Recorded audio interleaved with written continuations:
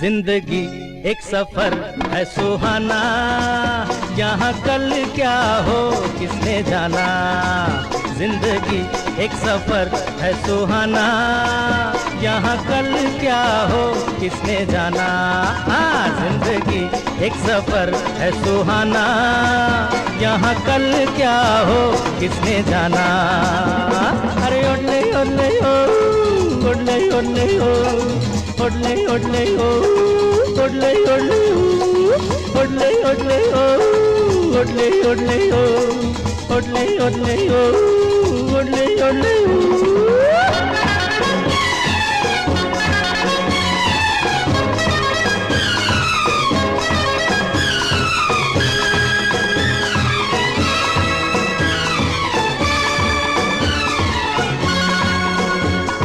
चांद तारों से चलना है आगे, आसमानों से बढ़ना है आगे। अरे चांद तारों से चलना है आगे, आसमानों से बढ़ना है आगे। पीछे रह जाएगा ये जमाना, यहाँ कल क्या हो किसने जाना। जिंदगी एक सफर है सुहाना, यहाँ कल क्या हो किसने जाना। ओडले ओडले ओ, ओडले ओडले ओ, ओडले ओडले ओ, ओडले ओडले ओ, ओडले ओडले ओ, ओडले ओडले ओ।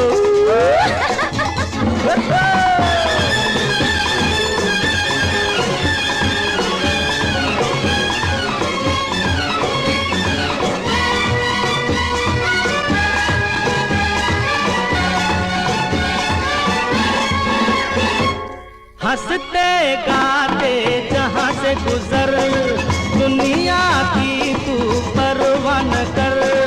हंसते गाते जहाँ से गुजर, दुनिया की तू परवाह न कर। मुस्कुराते हुए दिन बिताना, यहाँ कल क्या हो किसने जाना। जिंदगी एक सफर है सुहाना, यहाँ कल क्या हो किसने जाना। टिट टिट टिट ओडले ओडले ओ, टिट टिट टिट ओडले ओडले ओ, ओडले ओडले ओ, ओडले ओडले ओ।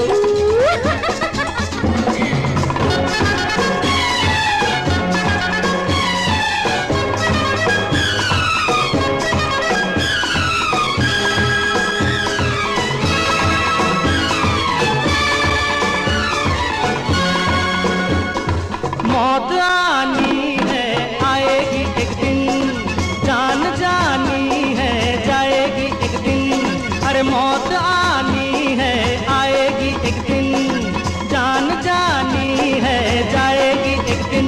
ऐसी बातों से क्या घबराना, यहाँ कल क्या हो किसने जाना। जिंदगी एक सफर है सुहाना, यहाँ कल क्या हो किसने जाना। Tit tit tit tit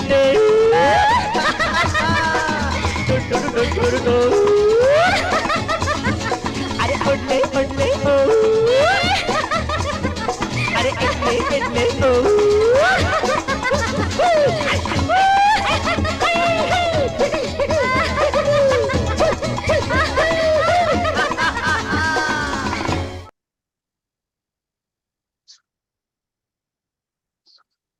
Good evening, Namaskar. Welcome to this webinar. Happy Thursday. दोस्तों, आज का वेबिनार बड़ा इंपॉर्टेंट है। ओवर थिंकिंग, कई लोगों की डिमांड्स पे कि ये ओवर थिंकिंग से कैसे निजात पाएं और ओवर थिंकिंग को किस सूत्र से रोककर हम लोग स्ट्रेस, एंजाइटी और डिप्रेशन से बच सकते हैं। तो ओवर थिंकिंग के ओरिजिनल वेबिनार पे आने के पहले मैं एक चीज पूछना चाहूंगा कि आप लोगों को मेरी वीडियो और ऑडियो ठीक आ रही है। अगर मेरी वीडियो और ऑडियो ठीक आ रही है तो write C in the chat box. If it is clear, write C in the chat box. Yes, okay, thank you, thank you, thank you. अब मुझे ये बताइए कि ओवर थिंकिंग जो होती है, मैं आपको एक छोटा सा एक स्टार्ट करता हूँ कि हमारा ये जो शरीर है, हमारी ये जो बॉडी है, ये तीन चीजों से बनती है। जैसे अपनी जो प्रकृति है वो त्रिगुणी है, ऐसे ही हर चीज इलेक्ट्रॉन, प्रोटॉन और न्यूट्रॉन से बनी है। ब्रह्मा विष्णु महेश से बनी, तमोगुण सतोगुण और रजोगुण से बनी है। ऐसे ही मोटे तौर पे अगर समझें तो हमारी बॉडी भी तीन तरह की होती है। एक तो ये फिजिकल बॉडी है, जिसको आप और मैं देख रहे हैं। एक बॉडी होती है मॉलिक्यूलर बॉडी, एक होती है molecular body. Molecular body, molecular body मतलब ये होता है, मॉलिक्यूलर बॉडी मतलब ये होता है कि जब हम लोग एमबीबीएस कर रहे थे, तो हम जब मुर्दा घर या डिसेक्शन हॉल में जाते थे तो चीर फाड़ करते थे, तो उस मुर्दे में जान नहीं होती थी।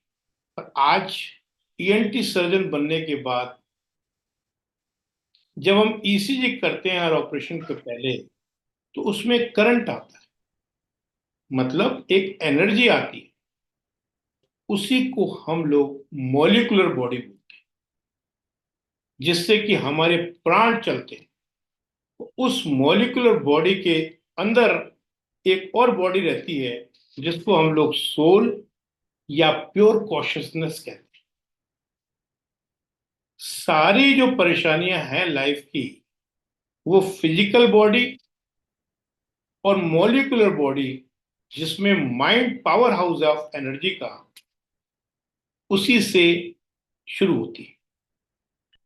जो प्योर कॉन्शियसनेस है, सोल है, उसमें कोई परेशानी नहीं होती, क्योंकि ना तो उसकी कोई डिजायर है, ना कोई उसकी नीड है, उसके लिए कोई प्रॉब्लम नहीं। जो भी परेशानियां हैं फिजिकल और मॉलिक्यूलर बॉडी पे ही, जैसे टांग में दर्द है, हाथ में दर्द है, दांत में दर्द है, आंखों से नहीं दिख रहा है, ये सब फिजिकल प्रॉब्लम्स है। और जैसे अभी आपसे मैं बात कर रहा हूं, तो मैं आपको हमारी जो फिजिकल बॉडी है उससे आपके साथ जुड़ा हुआ। पर जैसे ही मैं आंखें बंद कर लेता हूं या आप आंखें बंद कर लेते हैं, तो आपके मन में विचार चलने लग जाते हैं, ऐसा हुआ, फिर ऐसा हुआ, फिर ऐसा हुआ। ये मॉलिक्यूलर बॉडी। पर जब आप सब लोग जानते हैं कि जैसे हनुमान जी का नाम है पवन पुत्र हनुमान, और सभी लोग जानते हैं कलयुग में भी हनुमान जी जिंदा है, पर ये लोग नहीं जानते कि किस रूप में जिंदा है। आपके अंदर जिंदा है, मेरे अंदर जिंदा है। हम मैं भी जिंदा हूं पवन की वजह से, एयर की वजह से। ऑक्सीजन ले रहा हूं और कार्बन डाइऑक्साइड छोड़ रहा हूं। पर लोगों की भी कितनी मूर्खता है कि बाहर चोला चढ़ा रहे हैं, वो पवन पुत्र जो अंदर बैठे हैं उसको पुड़िया खिला रहे हैं, उसको दारू पिला रहे हैं। तो फिर सोटा तो भगवान का लगेगा ही। तो इस चीज को मैं एक बार फिर एक दूसरे एग्जाम्पल से समझाता हूं। एक डायग्राम को देखिए आप।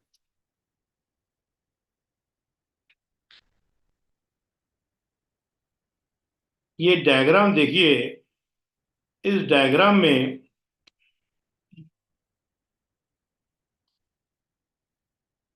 इस डायग्राम को देखिए। इस डायग्राम में ये जो बाल्टी है, ये समझ लो हमारा शरीर है। इसके अंदर जो हमने पानी भरा है, ये जो है एनर्जी, हमारा माइंड है, पावर हाउस। और क्योंकि हमारा माइंड जब शांत होता है, तो उसके अंदर जो प्रतिबिंब दिख रहा है ब्रह्मांड का, वो हमारी प्योर कॉन्शियसनेस है। अब मुझे बताएं कि ये जो थिंकिंग है, ये कहाँ होती है? फिजिकल बॉडी में, मॉलिक्यूलर बॉडी में, या सोल में?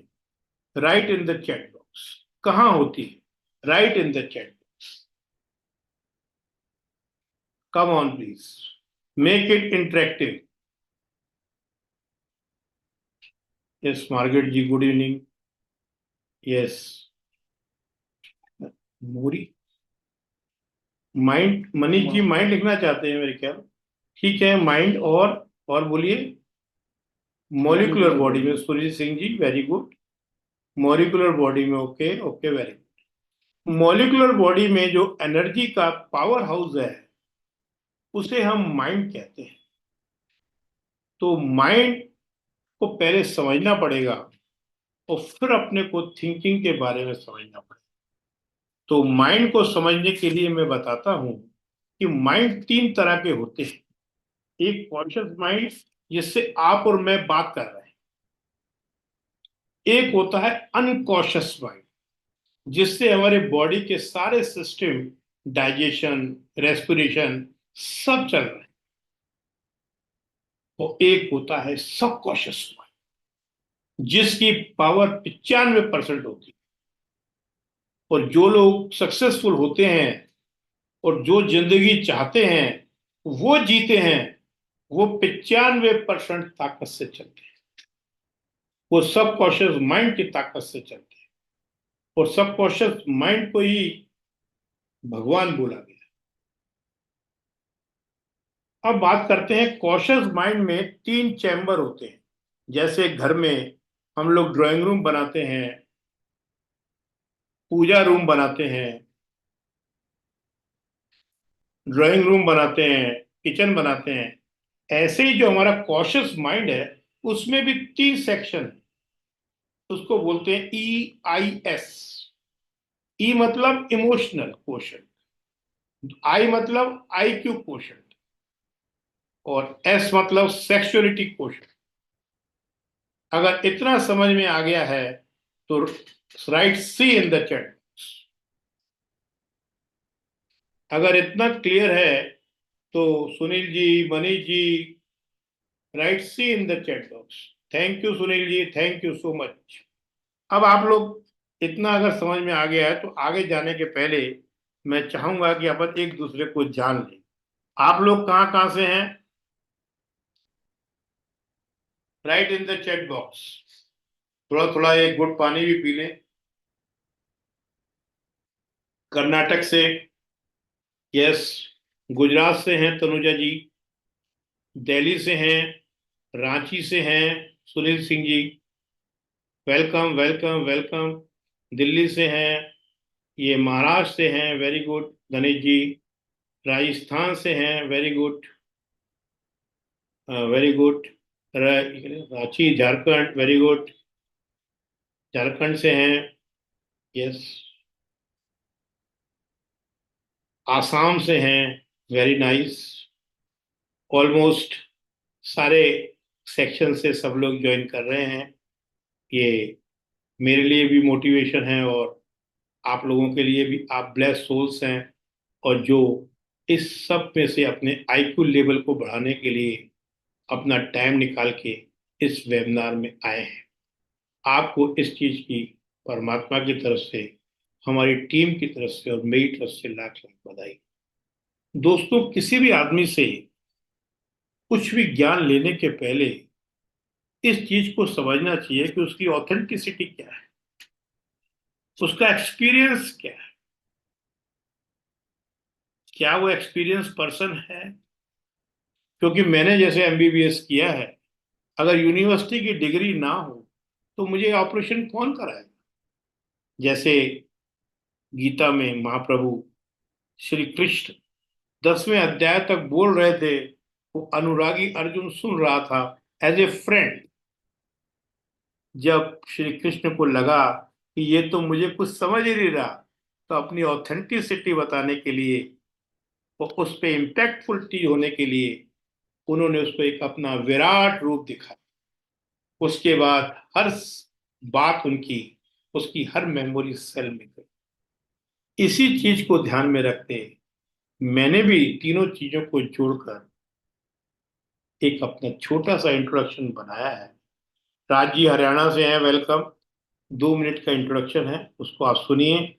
जब तक आप डिस्ट्रैक्शंस दूर करिए, जो अभी तक हुआ है उसको रिमेम्बर करें, मॉलिक्यूलर बॉडी, फिजिकल बॉडी और जो है सोल, उस पर बात करें। Dr. S.P. Sahani, the director of Om Sahi ENT Hospital, Gwalior, is one of the leading and familiar ENT experts in the region of the Gwalior, India.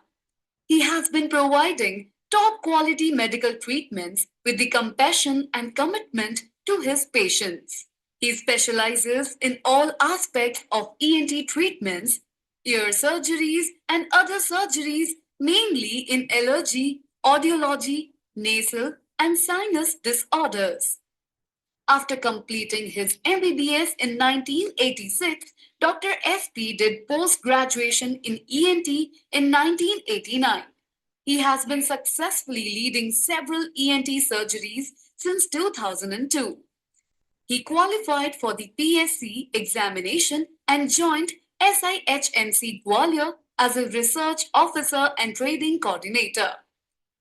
He coordinated several national training programs where he trained TOT trainees. Dr. S.P. Sahani was honored with the prestigious HWO Fellowship in 1999. Besides this, he also received several awards and recognition from various medical organizations. Besides having a successful medical career, he is an eminent motivational speaker. He conducts several workshops all across the globe, helping people with tips of life management, stress management, anxiety, and personality development. With his expertise and brilliant communication skills, he has motivated many individuals and helped them change their lives entirely. People from several corners of the world have been benefited from his motivational workshops. Dr. S.P. Sahani is a man of a positive and very humble attitude. To help patients who can't visit him personally, Dr. Sahani runs a very famous YouTube channel known as Improving Life with Dr. S.P. Sahani. Programs running by Dr. Sahani for ensuring physical health with emotional well-being to mankind are Improving Life with Dr. Sahani, Stress Management, Share and Care. Motivational workshops of Dr. S.P. Sahani have dragged patients out of depression and other severe psychological disorders. His words spread a ray of hope in thousands of lives. By this, he has been serving his society and humanity as a whole. Our digestion, heart, and immunity are directly influenced by the kind of thoughts our mind gives. Therefore, Dr. S.P. Sahani suggests keeping negativity away from our lives and works rigorously towards this mission. Positivity sessions conducted by Dr. S.P. Sahani are of significant relevance in our work lives as well. Such sessions taken by him in several corporate houses have helped employees and professionals attain much higher levels of work-life balance. Dr. Sahani suggests his patients to follow a daily exercise routine. It not only keeps you physically fit, but also helps to attain mental stability. Have a check over your thoughts and observe them properly. Whenever you experience anything negative, just try to switch your thoughts. This helps in keeping negativity at bay. Dr. S.P. Sahani, ENT surgeon from Gwalior, is ensuring physical health with emotional well-being of mankind.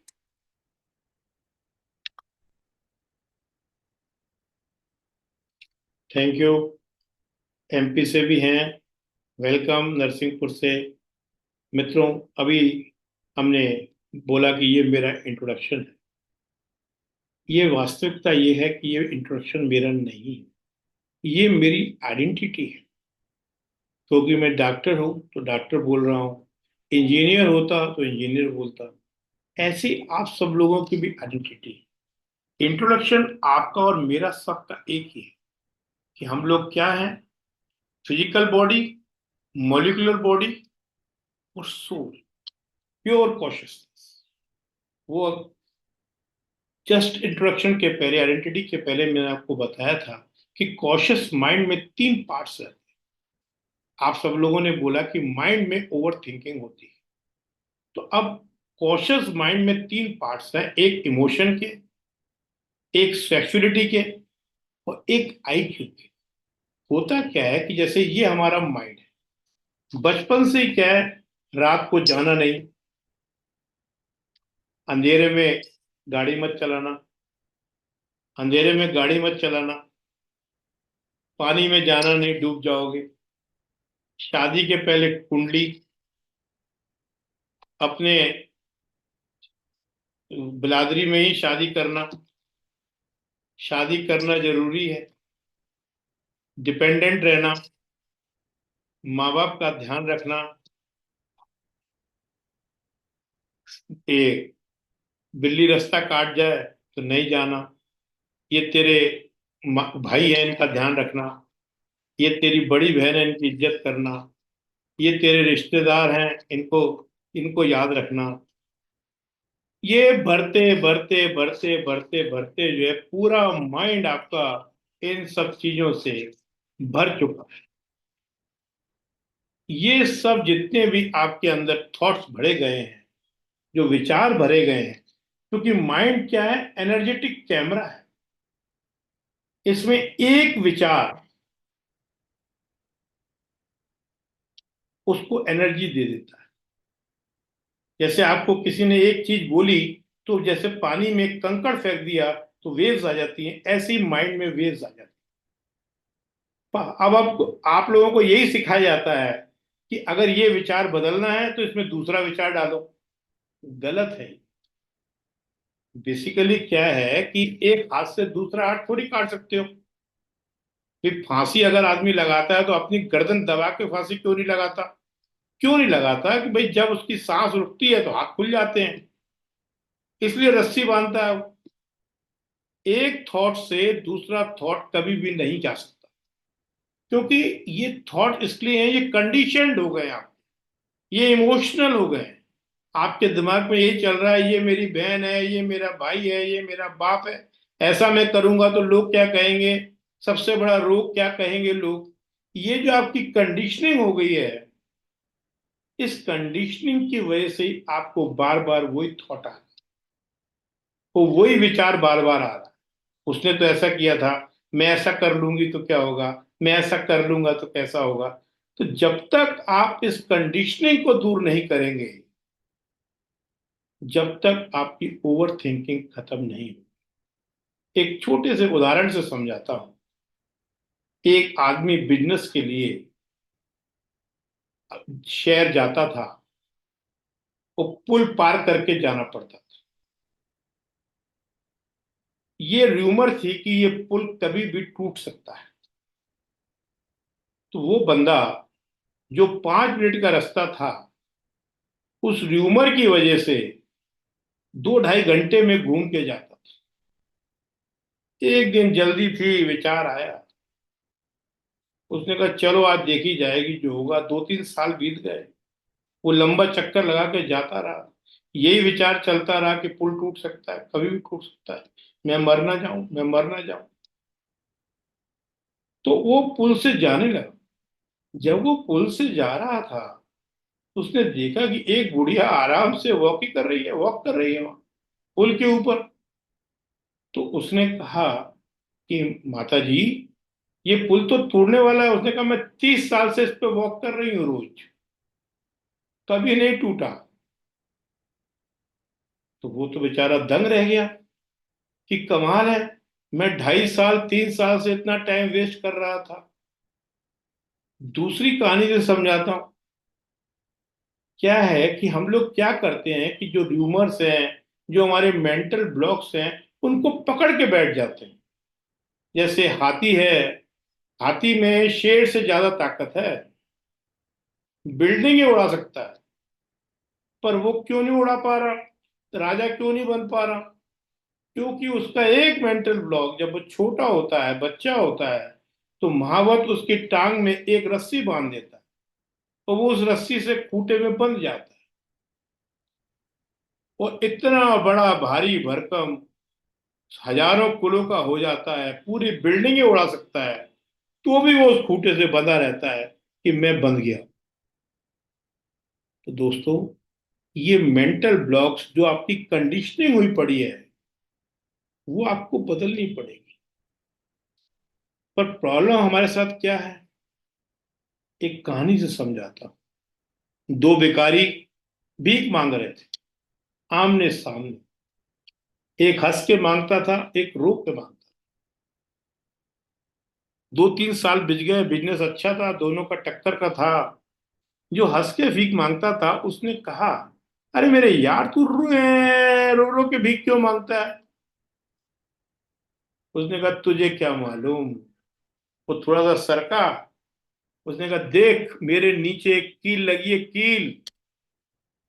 इसका दर्द मुझे होता है, इसलिए मैं रो रो के भीख मांगता हूं। उसने कहा, यार ये कौन सी बड़ी बात है भाई मेरे, तू उठ के यहाँ बैठ जा। उसने कहा, यार अभी इतनी नहीं चुभ रही कि मैं बैठ नहीं सकूं। हम लोगों का भी यही हाल है। ओवर थिंकिंग से एंजाइटी हो रही है, स्ट्रेस हो रही है, बॉडी खराब हो रही है, साइकोसोमेटिक डिसऑर्डर हो रहे हैं। पर अभी इतने नहीं हो रहे कि पागल खाने जाना पड़े, डॉक्टर मेंटलों से मिलना पड़े, काउंसलिंग करनी पड़े, वेंटिलेटर पे जाना पड़े। ऐसा नहीं हो रहा, इसलिए हम जो है उसको बदलना नहीं चाहते। अरे जब तक मुट्ठी आप खुद नहीं खोलना चाहोगे, तो कौन आपकी मुट्ठी खोलेगा? तो आज उसी के ऊपर वेबिनार है। आज ज्ञान को प्राप्त करें और रेगुलर उसकी प्रैक्टिस। देखो, ये कंसिस्टेंसी हर चीज में लगती है। चाहे आपको वेट कम करना है, चाहे आपको सुंदर बनना है, चाहे आपको स्किल्स बढ़ानी है, चाहे आपको टैलेंट बढ़ाना है, हर चीज में कंसिस्टेंसी चाहिए। तो अपने टॉपिक पे अभी तक यही डिसाइड हुआ कि मॉलिक्यूलर बॉडी में ही सारा खेल है। सोल की बात तो फिर करेंगे, और फिजिकल बॉडी में ही सारी प्रॉब्लम्स हैं। उसके लिए तो मैं एक शॉर्ट में समझा देता हूँ कि फिजिकल बॉडी को ठीक रखने के लिए तो ABCDEF फार्मूला है। अच्छा एसोसिएशन, अच्छे लोगों की संगत। B फॉर बुक्स, अच्छी बुक्स। C फॉर चैंटिंग, अच्छी सोच, अच्छी चैंटिंग। D फॉर डाइट, सात्विक भोजन अच्छी इंटेंशन के साथ। E for exercise. F for fun, family and friends. इन चीजों को रेगुलर रूटीन में लाएंगे, फिजिकल बॉडी आपकी फिट रहेगी। मॉलिक्यूलर बॉडी पे आज चर्चा का विषय है, उसी पे बात कर रहे हैं। अभी जितनी भी बातें हुई, जो कंडीशनिंग है, वो हमारे इमोशंस के ऊपर है। और इमोशनल बॉन्डिंग है, ये मेरा भाई, ये मेरी बहन। इमोशन, ये थिंकिंग नहीं है, ये इमोशनल थिंकिंग है आपकी, ये कंडीशनिंग है। इस इमोशनल थिंकिंग को हटाना पड़ेगा। इस इमोशनल थिंकिंग और इस सेक्सुअलिटी की वजह से आपका जो IQ लेवल है वो छुपा छुपा पड़ा। भाई हम जब हाईवे से जाते हैं, हर आदमी के अंदर तामसिक गुण है, सात्विक गुण है और रजोगुण गुण है। समझ में आई? हम लोगों में भी वासनाएं जागती हैं तामसिक। पर हम जब हाईवे से निकलते हैं तो हमें मालूम है 100 की स्पीड है, क्योंकि हमको ज्ञान है कि 100 से ज्यादा स्पीड चलाएंगे तो हमारी गाड़ी का एक्सीडेंट हो सकता है। पर आजकल लोग अज्ञानता की वजह से तामसिक गुणों की स्पीड बढ़ा रहे हैं, चाहे किसी भी रूप में, ड्रग्स की वजह से, कभी अल्कोहल की वजह से, कभी पोर्नोग्राफी की वजह से। तो स्पीड इतनी बढ़ जाती है, तो कलकत्ता जैसे कांड होने स्वाभाविक है। तो गुण तीनों में है, तो उसको बैलेंस करके चलना ही रिदमिक लाइफ कहलाती है। तो आज बात कर रहे हैं हम लोग ओवर थिंकिंग। तो अब ओवर थिंकिंग पे आते हैं, इसको कैसे रोकना है, क्या है ओवर थिंकिंग, तो क्या है इसके डिसएडवांटेजेस, इस पे अभी चर्चा करते हैं। मैंने अपने वेबिनार को इन पार्ट्स में बांटा है। ओवर थिंकिंग, एक तो हम बात करेंगे इंट्रोडक्शन टू ओवर थिंकिंग है क्या। फिर बात करेंगे कॉजेस क्या है ओवर थिंकिंग के। फिर हम बात करेंगे इस ओवर थिंकिंग के माइंड पे क्या क्या इफेक्ट। फिर हम बात करेंगे क्या कॉमन साइंस, आप कैसे पहचान जाएंगे कि ये आदमी ओवर थिंकिंग कर रहा है। क्या टेक्निक्स हैं इनको ओवर थिंकिंग को बचाने के लिए? क्या होता है माइंड, क्या होती है माइंडफुलनेस, और क्या होता है मेडिटेशन, ये भी समझेंगे। और क्या होते हैं कनेक्टिव कनेक्टिव बिहेवियरल टेक्निक्स होती हैं कुछ डॉक्टरी में, कुछ जर्नलिंग होता है, कुछ फिजिकल एक्सरसाइज होती है, कुछ पर्सनल स्टोरीज होती हैं और एग्जांपल्स होते हैं, कुछ resource for the further help होते हैं, और कंक्लूजन। इस पार्ट्स में मैंने ओवर थिंकिंग को डिवाइड किया है। Introduction, causes, effects on mental health, common science, mindfulness, meditation और फिजिकल एक्सरसाइज, जर्नल और कुछ कॉग्निटिव बिहेवियर टेक्निक्स। तो ओवर थिंकिंग बेसिकली क्या है? ओवर थिंकिंग एक ही, क्या है, हमारा जो माइंड है दोस्तों, ओवर थिंकिंग को समझने की कोशिश कीजिए। हमारा जो माइंड है, इसको कुछ ना कुछ चू करने के लिए चाहिए। जैसे भैंस है, गाय है, कोई भी जानवर है, इसको जुगाली करने को चाहिए। ऐसे ही हमारे माइंड को कुछ ना कुछ चलाने को चाहिए होता है। पर प्रॉब्लम क्या होती है कि ये चबाने के लिए तो चाहिए होता है, पर हम जब ज्यादातर क्या करते हैं कि ये जो हमारे कंडीशनिंग है, आपने देखा होगा जितने भी बूढ़े लोग हैं, जितने भी ओल्ड एज के लोग हैं, वो ये कहते हैं हमारे जमाने में बेटा सुबह 5 बजे उठते थे, पहाड़ पे चढ़ जाते थे, 9 किलोमीटर की वॉक करते थे, और कम से कम 1 किलो संतरे खा जाते थे। अभी क्या है, अभी डंडा पकड़े हैं, घुटने चल नहीं रहे हैं, टांग में दर्द है, और बच्चे को पेले जा रहे हैं। क्यों? क्योंकि उनको अभी तो उनका स्टेटस कुछ नहीं है, अभी की बात नहीं कर रहे। वो पास्ट में जाके उन पुरानी जो कंडीशनिंग है उसको पकड़ के अपनी इमेज बना रहे हैं कि मैं भी शेर था। अरे भाई, ये फॉल्स इमेज है। जब आप, जैसे मैं हूं और आप हैं, ये चीज रियल है, मैं आपसे बोल रहा हूं, आप सुन रहे हैं, ये रियल चीज है। पर जब आप रियलिटी से फॉल्स की तरफ जाते हैं तो ओवर थिंकिंग स्वाभाविक है। और आदमी जाता क्यों है? अरे आप देखो भाई साहब, मेरे दिन, ये जो अच्छे दिन आने वाले हैं, मेरे लड़का जो है नौकरी लग जाएगी, फिर क्या है, वाह वाह वाह, वो भविष्य में चला गया। उसने अपना रिकॉग्निशन, अभी कुछ नहीं है, अभी हालत खराब है, कपड़े पहनने के पैसे नहीं है, रोटी कपड़ा मकान है नहीं। पर वो उसने क्या किया, अपनी एक फॉल्स इमेज बना ली कि मेरा ये बेटा इंजीनियरिंग कर रहा है, या डॉक्टर बन रहा है, या सीए कर रहा है, ये जब नौकरी में जाएगा तो मेरे वारे न्यारे हो जाएंगे। क्या है कि जब अपन फॉल्स किसी भी चीज से अपना रिकॉग्निशन बनाते हैं तो ओवर थिंकिंग शुरू हो जाती है। तो सबसे पहला काम तो ये करना है कि अपने को, अपनी रियल चीज को पकड़ना है। अगर टांग में दर्द है तो टांग में दर्द तो ये अभी की स्थिति बोलिए, बात की स्थिति बोलने की जरूरत नहीं है। एक कहानी से समझाता हूं। एक बाप का एक बाप ने एक घोड़ा खरीदा। घोड़ा बड़ा सुंदर था। जब घोड़ा खरीद के लाया, लोग आए, लोगों ने, उसके गांव वालों ने उसको बधाई दी कि महाराज, अरे वाह साहब, क्या बढ़िया घोड़ा है, आपको लाख लाख बधाई। उसने कहा बहुत अच्छा किया आपने। उसने कहा शायद, उसने कुछ नहीं बोला, शायद अच्छा किया हो। कुछ दिनों बाद वो घोड़ा भाग गया।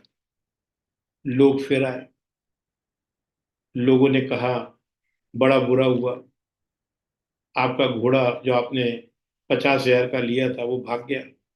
उसने कहा शायद, मतलब शायद बुरा हुआ हो। बुरा नहीं बोला, शायद। वो एक ही शब्द बोलता, शायद। एक आध हफ्ते बाद वो घोड़ा दो जंगली घोड़े लेकर और आ गया। रोज फिर आ गए बधाई देने। अरे साहब कमाल हो गया, एक गया 3 आ गए, बधाई हो, कितना अच्छा हुआ। उसने कहा शायद। अब एक दिन उसका लड़का उस जंगली घोड़े पे बैठा, उसकी टांग टूट गई। लोग फिर आ गए, अरे यार बड़ा बुरा हुआ भाई, तुम्हारे लड़के की टांग टूट गई। उसने कहा ये बहुत बुरा हुआ। उसने कहा शायद, मे भी। कुछ दिनों बाद राजा ने डोंडी पिटवा दी कि सबको मिलिट्री में भर्ती होना है। सबके घरों से एक एक लड़के को पकड़ के ले गए। इसकी टांग टूटी थी, इसको छोड़ गए। फिर लोग आ गए कि भैया बहुत बहुत बधाई हो, आपका लड़का तो जो है मरने से बच गया। उसने कहा शायद, मे बी, मे बी। तो नटशल कहने का मतलब ये है कि जब हम चीजों को जैसी हैं वैसे एक्सेप्ट करना सीख जाते हैं बिना जजमेंट के, तो ओवर थिंकिंग वहीं खत्म हो जाती है। उसने कोई रिएक्ट नहीं किया। जब बधाई दी तो भी उसने कहा हो सकता है। जब लोगों ने उसका मतलब समझ लो कि सांत्वना दी तो भी उसने कहा हो सकता है। वो एक कदम एक ही सोच पे बैठा रहा कि जो हो रहा है सो अच्छा हो रहा है, फ्लो में चलता है। उसने जो है हर चीज को वैसे ही खुशी से एक्सेप्ट किया। तो जब आप किसी भी आदमी, किसी भी रिश्तेदारी में, किसी भी अपने प्रोफेशन में वैसे का वैसा अपने आप को एक्सेप्ट करने लग जाते हैं तो आपकी ओवर थिंकिंग खत्म हो जाती है। नहीं तो जब आप अपनी रियल इमेज से फॉल्स इमेज कोई भी चीज लेकर कोई भी चीज लेकर उसको पकड़ लेते हैं और फॉल्स इमेज बनाते हैं तो आपकी ओवर थिंकिंग शुरू हो जाती है। उम्मीद है इतना समझ में आएगा कि ओवर थिंकिंग क्या है, वो कब होती है। If it is clear, write C in the chat box.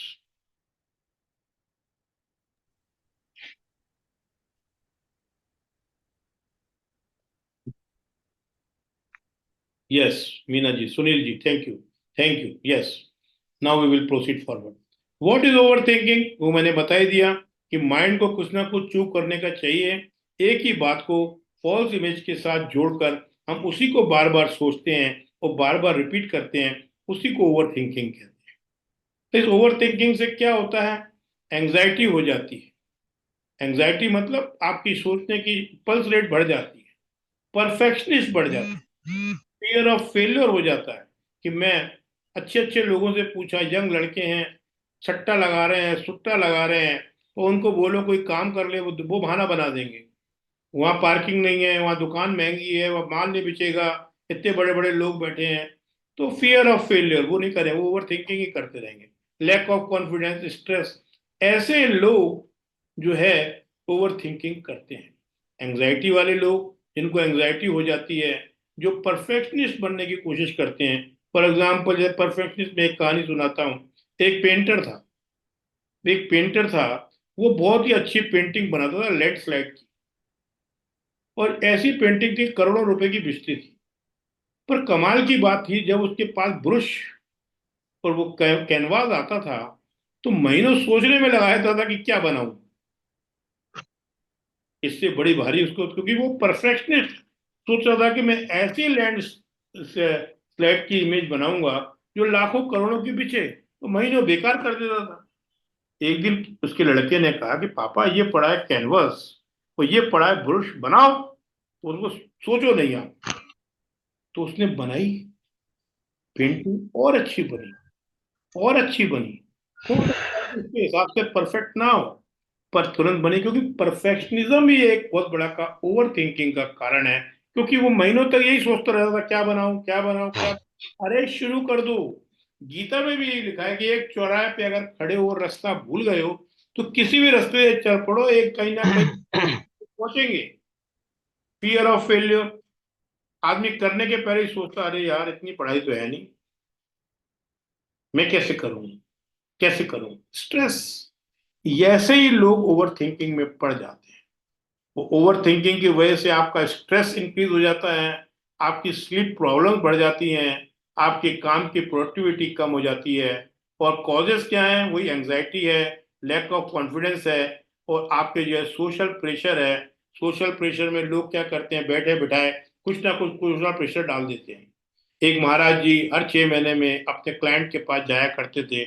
Flight से हम महाराज जी जाते थे, उनको लेने के लिए जो है दोनों हस्बैंड वाइफ जाते थे। तो बड़ी खुशी से हर बार हर 6 महीने में अपना वही मकान, जो अपनी कोठी, वो उनको दिखाते थे। इस बार जब गुरु जी आए तो पत्नी तो खुश थी, पर हीरो भाई जो है थोड़े उदास थे और घर भी नहीं दिखाया। खाना वाना खाने के बाद गुरुजी बोले, क्या बात है मैडम कि ये इस बार खुश भी नहीं है और इन्हें मकान भी नहीं दिखाया। उन्होंने कहा, महाराज जी क्या बताएं, इनके दोस्त ने इनके पड़ोस में इनसे बड़ी कोठी बना ली है और इनने संकल्प ले लिया है कि जब तक मैं उससे बड़ी कोठी नहीं बना लूंगा, जब तक महाराज जी को अपनी कोठी नहीं दिखा। बताइए, लेना एक न देना दो। सोशल प्रेशर की वजह से आपने एक ही बात को थिंक कर रहे हैं, एक ही बात को सोच रहे हैं।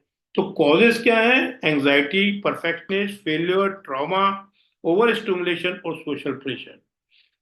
इससे वही डिप्रेशन हो रहा है, आपकी प्रोडक्टिविटी कम हो रही है, आपका फोकस कम हो रहा है, रिलेशंस खत्म हो रहे हैं और लॉस ऑफ एंजॉयमेंट। आपके लाइफ का हर मोमेंट जो कि बड़ा कीमती है और लाइफ इज वेरी शॉर्ट है, उसको आप एंजॉय नहीं कर पा रहे। कॉमन सेंस क्या है? आप हर वक्त लोगों से एश्योरेंस मांगते रहते हैं, अरे यार ऐसा हो गया क्या करूं। हर हर जगह अपने आप को विक्टिम बना लेते हैं। मेरी बहू ने ऐसा कर दिया, मेरी सास ने ऐसा कर दिया, मेरे भाई ने ऐसा कर दिया, क्या करना चाहिए, अब मैं क्या करूं, अब मैं क्या करूं। लोगों से आप जो है एक काउंसलिंग करना चाहते हैं, तो उसी बात पे आप बार बार अड़े रहते हैं। पैरालिसिस ऑफ एनालिसिस, आपका जो है पैरालिसिस हो जाता है कि चीज को भी एनालाइज करने में। नींद आपको आती नहीं, आप जो ओवर एनालाइज हर चीज में उलझते हैं। अरे डॉक्टर साहब क्यों, ये बीमारी मुझे क्यों हुई? मैं तो हनुमान जी को चूल्हा चढ़ाता हूँ, 9 दुर्गों के उपास रखता हूँ। डॉक्टर साहब बस कुछ नहीं, बस पुड़िया एक सुबह एक शाम, और दारू कभी कभी ले लेता हूँ, और सिगरेट तो एक से ज्यादा मैं कभी पीता ही नहीं। अरे भाई तू बाहर कुछ भी करता है, अंदर जो पवन पुत्र हनुमान जिनकी वजह से आप और मैं सब चल रहे हैं, उनका ध्यान नहीं रखेगा तो ये परेशानी तो आएगी। वो अपने आप को विक्टिम बना लेता है। तो ये साइन है, वो हर वक्त एश्योरेंस मांगेगा, कोई चीज को एनालाइज नहीं कर पाएगा, डिसीजन नहीं ले पाएगा, और यही कहेगा अरे यार मैं ऐसा नहीं करता तो ऐसा हो जाता, और टांग में दर्द है क्या करूं बहन जी, वहां इलाज कराया, वहां कराया, ये कराया, वो कराया। लेटिंग गो, चीज को पकड़ लेते हैं, छोड़ना चाहते ही नहीं। उसने देखिए 12 साल पहले जो है मेरे को ऐसा बोला, वो चांटा मैं आज तक नहीं भूल सकता। अरे 12 साल से तू ढो रहा है, अरे भाई क्या कर रहा है? ये ओवर थिंकिंग के जो है साइंस हैं, ऐसे लोग ओवर थिंकिंग करते हैं। टेक्निक क्या है जो इंपॉर्टेंट चीज? Technique to stop over thinking. Over thinking को स्टॉप कैसे करें? ओवर थिंकिंग को स्टॉप करने का तरीका है अपनी लाइफ को रिदमिक बनाएं। टाइम से उठें, टाइम से सोएं, क्या खाना है क्या नहीं खाना है, किन लोगों के साथ रहना है किन लोगों के साथ नहीं रहना है, कितनी बात करनी है, कम शब्दों में अपनी बात को समझाना है, साइलेंस में रहने की प्रैक्टिस करनी। ऐसा क्योंकि कोई भी चीज, बड़े से बड़ा एथलीट हो, उसको अगर दिन भर दौड़ने के लिए बोलोगे तो वो दौड़ नहीं पाएगा। पर आप क्या कर रहे हैं? अपने माइंड को दिन रात दौड़ा रहे हैं। जरूरत है उस दौड़ उसकी, उसको ठहराव की। वो कब ठहरेगा आपको वो डिटेल में मैं फिर बताऊंगा। साइंटिफिकली आपको बताना चाहता हूं कि जब हम आंखें बंद कर लेते हैं तो हमारा माइंड के अंदर जो वेगस नर्व होती है और हमारा पैरासिम्पैथेटिक सिस्टम रहता है, वो स्टिमुलेट हो जाता है और हमारे अंदर हैप्पी हार्मोन्स रिलीज होते हैं और हमारा माइंड शांत प्रिय हो जाता है। जो कुछ कहे आदमी कहता है ठीक है, ओके ओके ओके, जो तू कह रहा है ठीक है भैया, फ्लो करने लग जाता है। वो माइंडफुलनेस, इसी को मेडिटेशन कहते हैं। जैसे मेरे पास बाहर मरीज बैठे, दिन भर में बिजी रहा, ऑपरेशंस भी काफी थे, पर आप वो भी मेरे पास काम है, मैं भी बिजी आदमी हूँ, पर मैं अपना क्रिएशन आप लोगों के साथ शेयर कर रहा हूं और मैं आपके साथ पूरा इमर्स्ड हूं, मतलब पूरा डूब गया हूं। पर जब आप अपने अंदर डूब जाते हैं सांसों के थ्रू, कुंभक, रेचक और प्रेरक के थ्रू, तो आपका माइंड जो है मेडिटेटिव माइंड बन जाता है। वो जब मेडिटेटिव माइंड बन जाता है तो उनके मुंह से जो शब्द हैं वो मंत्र के रूप में निकलते हैं। और जिन लोगों का माइंड माइंडफुल नहीं होता है, मेडिटेटिव नहीं होता है, वो गाली गलौज करके दिन भर बात करते हैं। दूसरा है जर्नलिंग। जर्नलिंग मतलब ये होता है चीजों को लिख लो कि ये चीजें हमें करनी है प्रायोरिटी पे, ये बाद में करनी है। फिजिकल एक्सरसाइज, थोड़ी सी भी 15-20 मिनट 50 मिनट की एक्सरसाइज आप करेंगे तो आपके अंदर happy hormones, dopamine, oxytocin, endorphin और सेरोटोनिन रिलीज होते हैं, जो आपको उत्साहित और सीखने के लिए प्रोत्साहन देते हैं। सेटिंग बाउंड्रीज, आपको बाउंड्रीज बनानी चाहिए। बहुत ज्यादा भीड़ में जाना, बहुत लोगों के साथ कांटेक्ट करना, बहुत इवेंट्स को ज्वाइन करना, भाई ज्यादा फॉरेस्ट बनाओगे तो उसमें बिच्छू और सांप भी ज्यादा मिलेंगे। अगर छोटा सा अपना बगीचा बनाओगे जिंदगी का, पति पत्नी बच्चे और कुछ पेरेंट्स, तो इनर एक इतना अगर रिश्ते बाउंड्रीज बना लोगे तो आपको बिच्छू और कीड़े मकोड़े कम मिलेंगे। चैलेंज पर्सनैलिटी, परफेक्शन पे मत जाएं, जब जो ख्याल आए काम कर दें। कंपैशन, लोगों की जगह खड़े होकर देखिए कि आज इसको क्या प्रॉब्लम थी, मैं अगर इसकी जगह होता तो क्या करता। बीच बीच में जैसे हम लोग सांस लेते हैं सांस छोड़ते हैं तो 5 सेकंड के लिए सांस को जो है रोके, 5-5 सेकंड के लिए, उसे कुंभक कहते हैं।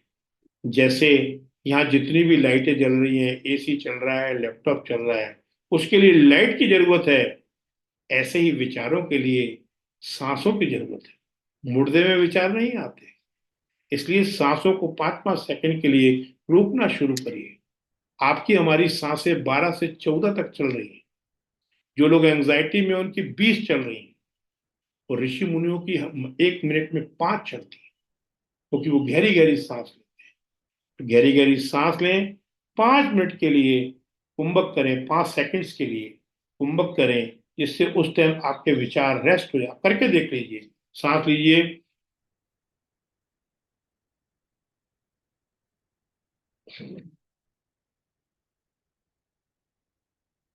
जब आपने सांस रोकी थी आपके अंदर कोई विचार नहीं आया। लिमिट इंफॉर्मेशन इनटेक, हर बार व्हाट्सएप खोलने की जरूरत नहीं है, हर चीजों में उलझने की जरूरत नहीं है। कोई प्रॉब्लम है तो प्रोफेशनल हेल्प लीजिए, कुछ क्रिएशन करिए। जेंट्स लोग कुछ नहीं जानते तो चाय बनाना सीखिए, मैगी बनाना सीखिए, कपड़ों की घड़ी करना सीखिए, प्रेस करना सीखिए, कुछ क्रिएशन करिए। हर वक्त अभी क्या दिमाग में आपके माइंडसेट यही है कि जिस चीज में पैसा मिलता है वही वर्क होता है, ऐसा नहीं है। एक्सरसाइज भी वर्क है, खाना बनाना भी वर्क है, घर को मैनेज करना भी वर्क है, स्पिरिचुअल नॉलेज लेना भी वर्क है। ये जो आप वेबिनार में बैठे हैं ये भी वर्क ही है। वर्क, अगर आपका माइंड ही सही नहीं होगा, आप पीसफुल नहीं होंगे, आप काम नहीं होंगे, आप ये कंपेशनेट नहीं होंगे, तो आप धंधा पानी कैसे करेंगे। कंक्लूजन यही है कि ओवर थिंकिंग जो है एक एडिक्शन है, जैसे ड्रग एडिक्शन है, जैसे अल्कोहल एडिक्शन है, जैसे आदमी का पैसा कमाना एडिक्शन है, ऐसी ओवर थिंकिंग एडिक्शन है। ओवर थिंकिंग के एडिक्शन से बचने का एक ही मात्र तरीका है एक्सेप्टेंस। जो जैसा है, बिना जज किए, बिना गलती निकाले उसको एक्सेप्ट करें और परमात्मा की फ्लो में चले। जैसे फॉर एग्जांपल आपको समझाता हूं कि एक छोटी सी बात को ध्यान रखिए। सब लोग कंप्यूटर के बारे में जानते होंगे, प्रिंटर के बारे में जानते होंगे। आप मुझे बताइए, जैसे मेरे पास प्रिंटर भी रखा है और ये कंप्यूटर भी रखा है, चलो थोड़ा कंप्यूटर भी रखा है। अगर मैं बोलूं प्रिंटर प्रिंट करके दो, प्रिंटर ये मेरा नोटिस प्रिंट करके दो, क्या प्रिंटर प्रिंट कर देगा? यस कि नो? करेगा? राइट, एन और यस, एन और वाई? नो। हमको इस कंप्यूटर में फीड करना पड़ेगा, हमको इसमें फीड करना पड़ेगा, फिर वो प्रिंट आउट निकाल के देगा। ऐसे ही जैसे ये मेरा हाथ है, मेरे अंदर एक इच्छा हुई कि मैं इस हाथ को 1 फुट ऊपर उठाना चाहता हूं। अगर तो सीधे जब मेरे अंदर इच्छा होती है तो कंप्यूटर नाम भगवान डिवाइन एनर्जी ऊपर है, पूरे ब्रह्मांड में है। वो सुनती है कि ये इसकी डिजायर है। फिर जैसे ही मैं वो डिजायर अपनी उस डिवाइन एनर्जी को देता हूं, तो वो अपने प्राकृतिक रूपी प्रिंटर से उसको प्रिंट करके मेरे सामने पेश करती है। पर अगर मान लो मैं पैरालाइज हो जाऊं या मैं लकवा मार जाए, तो क्या मैं हाथ ऊपर कर पाऊंगा? नहीं कर पाऊंगा। तो कहने का तात्पर्य है कि जब हम कोई भी इच्छा रखते हैं तो हमको डिवाइन को देना पड़ता है, परमात्मा को वो इच्छा देनी पड़ती है, इस कंप्यूटर में फिट करनी पड़ती है। फिर वो प्रकृति वाली प्रिंटर के साथ, ब्रह्मांड के साथ हमारी वो इच्छा को पूरी करता है। पर वो जब है जब हमारा फिजिकल बॉडी को हमारी इनपुट देना पड़ता है। बिल्कुल सही कह रही हैं आप। पर इनपुट कंप्यूटर को देना पड़ता है, जब ही आउटपुट आता है। डिवाइन एनर्जी का भी यही है कि इनपुट डिवाइन एनर्जी को हम देते हैं, और डिवाइन एनर्जी अपनी प्रकृति जो कि उसका प्रिंटर है उसके थ्रू उसको पूरा करती है। तो दोस्तों, इस चीज का ध्यान रखें। डिवाइन एनर्जी एक मिरेकल है। देखिए क्या होता है, एक गांव का आदमी अगर शहर में आता है, लिफ्ट में ऊपर चढ़ जाता है, तो उसके लिए वही मिरेकल है, क्योंकि वो जानता नहीं। जब टीवी नया नया आया था, तो मुझे लगता था कि कब आके नाच जाते हैं ये लोग, समझ में ही नहीं आता, क्योंकि मुझे सैटेलाइट का ज्ञान नहीं था।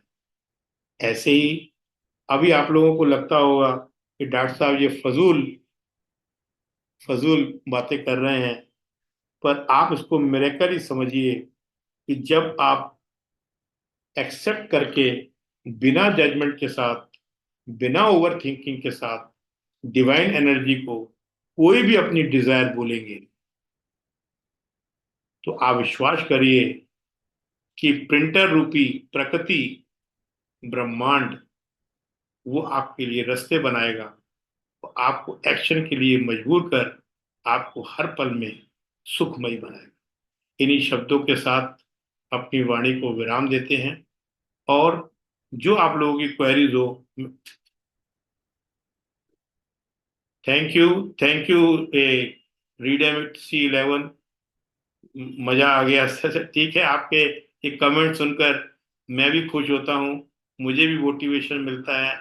वैसे तो जब मैं ये बनाता हूँ, तनुजा जी, ये रिदिम जी, मीना जी, सोनाली जी, जब मैं इसको बनाता हूँ, पढ़ता हूँ, मेरे में धीरे धीरे मैं देखता हूँ कि ट्रांसफॉर्मेशंस आ रहे हैं, तो मैं समझने लग जाता हूँ कि मेरे में भी धीरे धीरे ट्रांसफॉर्म हो रहा है। तो जब आप लोग मुझे अप्रिशिएट करते हैं तो मुझे और अच्छा लगता है और मुझे मोटिवेशन मिलता है। तो इसी शब्दों के साथ करते हैं अपना रेगुलर प्रैक्टिस के लिए कुछ बाइसिकल्स हमारी हैं, तो लिंक पर जाकर आप देख सकते हैं। तो उनका यूज़ कर अपने, क्योंकि ये चीज़ें ऐसी हैं, आज आपको अच्छी लग रही हैं मसाज की तरह। ये देखिए, बेसिकली मैं कोई तैयारी करके तो नहीं बैठता हूँ वेंकटेश जी, पर होता क्या है कि एक प्रेयर जरूर करता हूँ कि सरस्वती मैया मेरे मुख से अच्छी भी चीजें बनाना, कुदरती चीजें निकलती है, हर वेबिनार नया होता है। और कोशिश करता हूँ, मेरे में हम्बलनेस बड़ी है। पहले भी देखो, मैं एक एग्जाम्पल के तौर पे बताता हूँ, मेरी शादी 30 साल हो चुकी, 30-32 साल हैं, हो गए हैं, और मेरी वाइफ भी डॉक्टर है, मेरा बेटा भी डॉक्टर है, न्यूरो सर्जन है। तो पहले भी मैं पत्नी से प्यार करता था, पर वो एंगरनेस थी, गुस्सा होता था। जैसे वो सो रही है और मैं पहुंच गया तो बोलता, अरे यार उठो, क्योंकि angerness is also a retrograde love. वो भी क्या है कि गाड़ी में जैसे रिवर गियर होता है, ऐसे क्या है कि गुस्सा भी क्या है कि रेट्रोग्रेड होता है। रेट्रोग्रेड लव ही है, प्यार है। पर आज वो सो रही होती है तो मैं कहता हूँ भैया कोई आ जाए, मैं दरवाजा बिल्कुल धीरे से खोलता हूँ, लाइट भी नहीं जलाता हूँ, इसको सोने दो। ये अफेक्शन है, ये प्यार है। वो भी प्यार था, पर उस भाई बैक गियर में कितनी देर तक गाड़ी चलाओगे, दिल्ली तो नहीं पहुंच सकते। सीधी चलानी पड़ेगी ना। आप लोग गुस्सा करते होंगे, तो गुस्सा भी एक रेट्रोग्रेड लव है, उल्टा है। बैक गियर में गाड़ी है तो बैक गियर दूर ले जाता है, एक ना एक दूर हो जाओगे। पर सिंपल गाड़ी चलाने में अलग आनंद है।